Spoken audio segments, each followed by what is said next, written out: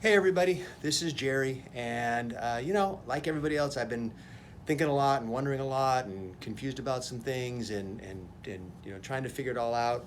So I just thought I would share some thoughts with you. Some people have asked me what my thoughts are.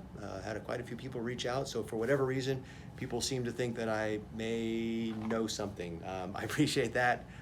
So let me just share this and I do try to look at things logically and take the emotion out of it. That's part of what I do in my business every day. So trying to look at this in the same way I think is important because there are a lot of things that are confusing, whether it's the political aspect of it, the health aspect of it, the financial aspect of it. But what I really want to kind of explain is really, in my opinion, the answers to the questions that I'm hearing the most. Why won't they let us out? When should they let us out? They should let us out. The economy is more important. Well, health is more important. And it kind of goes back and forth. So there's really two factors involved. One is the numbers, and the other one is, well, the numbers and the commitment to what was done. And then the other one is the speech, and we'll get to that in a second. The first is the numbers and the commitment, and this kind of falls in line with a saying that I really love. It is heavy is the head that wears the crown. And what that means is sometimes when you're at the top, the decisions are very, very difficult. So we've made a commitment based on what the perceived numbers were.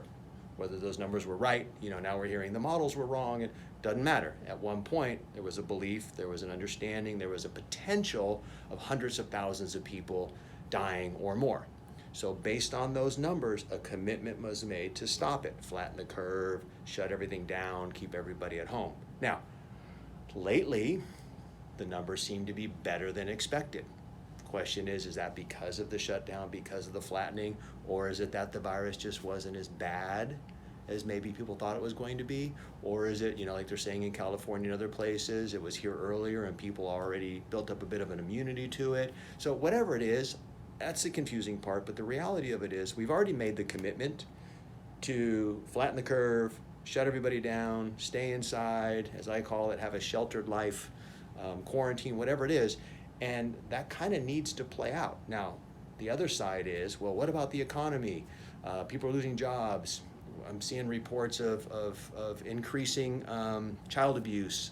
I have a friend who's a paramedic, says domestic violence is going up. I have a friend who's a divorce attorney who said they're looking to maybe add some people based on what's going to happen after this. I have people that I know that are self-employed, that are out of work. I have people that I know that are in jobs that are out of work. I know the gun stores are selling guns like crazy. What does that mean? Is it suicide? Is it crime? I mean, who knows what's going on? So you can look at that side and say, we need to get out. But on the other side, we also need to protect people from dying. So where are we? Well, we're in this place right now because we made a commitment. We have to stick to it. Now the question is, do we extend it longer or do we just let it go? And I know different states and different people are doing different things, but there's lots of opinions. So let me kind of explain that one because I know that's kind of a confusing one. We can look at it and say, hey, you know what? Just let us out. We're responsible. The people in charge of making these decisions have motives. Okay, now I'm going to say this is my opinion. I'm sure many of you will agree with me. My belief is the motives may not be in line with what we would like them to be. Okay, as a political individual or someone in politics, their main motivation is to advance their political position. Okay, whether it be move up the ladder, become president, move from mayor to senator to governor, whatever it might be, whatever it is, to move forward, to gain more power, to gain more position, to look good in the polls. So we want to believe that they're looking at us saying what's best for the people, but we have to realize that a big portion for many, maybe a bigger portion than that for many others, is what's best for me as an individual. And when you look at that now, that rolls into the speech. Now, if they let us out early and something goes wrong, it's one speech. If they keep us in longer, it's another speech. So let me just give you an example of those speeches and you tell me which one sounds better in the next round of elections. Number one, hey, listen, we let you guys out early because we thought we needed to get the economy going. We know people were hurting. We were inconveniencing you. We got out early, and unfortunately, because of that, thousands more people died than we expected, and we're really sorry you lost your family members. Now, that's a shorter version of the speech, but imagine that. We let you out early, a bunch of people died. Speech number 2. We're sorry we kept you in longer than you would have liked, and many people were inconvenienced. We're sorry that some jobs were lost. We're sorry that some families were torn apart. We're sorry that some businesses went away. But in the process of doing that, we were able to save thousands and thousands more lives. Because of the inconvenience you as American people committed to, because of what you as American people did and staying in and doing what you needed to flatten the curve and extending it a little bit longer, you are a part of the responsibility. You're part of the people that saved thousands and thousands and thousands of lives. So those of you who are living, good job. We have more people now that are living because of that, or some version of that. I'm rambling at this point, but you get it. The speech is either, we let you out early, killed a bunch of people, sorry, or we inconvenienced some people, but we saved thousands of lives, sorry to the ones we inconvenienced. You got to realize which speech is better. It's liability protection, okay? It's damage control. It's political positioning.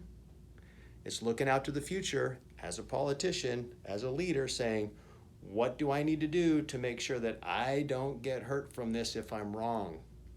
Okay? What's worse, saying sorry you lost your job or sorry you lost your dad?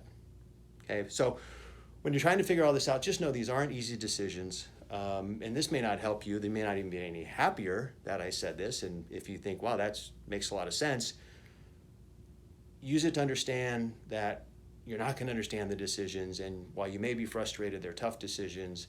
And what's most important is we do the best we can. You know, I always tell people you can't control what happens, but you control how you react to what happens. So write letters, you know, be angry, then get over it. Protest safely if you want. Do what you need to do, but just understand and accept that for the people who do care, this is a tough decision. That's the number one piece. It's numbers. How many lives, how many jobs? It's a tough one. Heavy is the head that wears the crown. Then for others, it's political. That does get frustrating, but at least maybe you'll understand it a little bit better now when you're saying to yourself, I have no clue why they're making these decisions. Well, maybe you have a clue now. Some of those decisions are not made for the reasons we'd like them to be made for.